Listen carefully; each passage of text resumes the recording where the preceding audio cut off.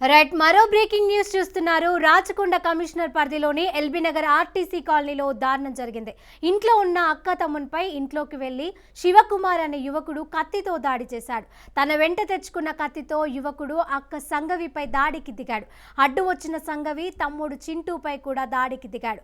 ఈ ఘటనలో సంగవి తన తమ్ముడు పృథ్వీకి తీవ్ర గాయాలయ్యాయి.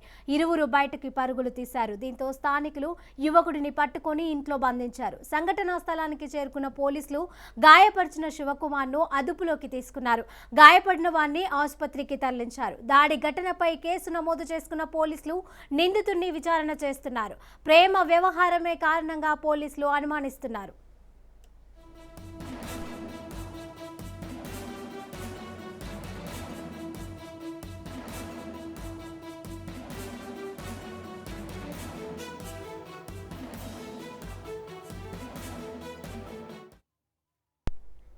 రాచకొండ కమిషనర్ పరిధిలోని ఎల్బీ నగర్ ఆర్టీసీ కాలనీలో దారుణం జరిగింది. ఇంట్లో ఉన్న అక్క తమ్మునిపై ఇంట్లోకి వెళ్లిన శివకుమార్ అనే యువకుడు కత్తితో దాడి చేశాడు. తన వెంట తెచ్చుకున్న కత్తితో యువకుడు అక్క సంగవిపై దాడికి దిగాడు. అడ్డు వచ్చిన సంగవి తమ్ముడు చింటూపై కూడా దాడికి దిగాడు.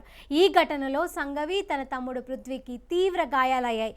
ఇరువురు బయటికి పరుగులు తీశారు. దీంతో స్థానికులు యువకుడిని పట్టుకొని ఇంట్లో బంధించారు.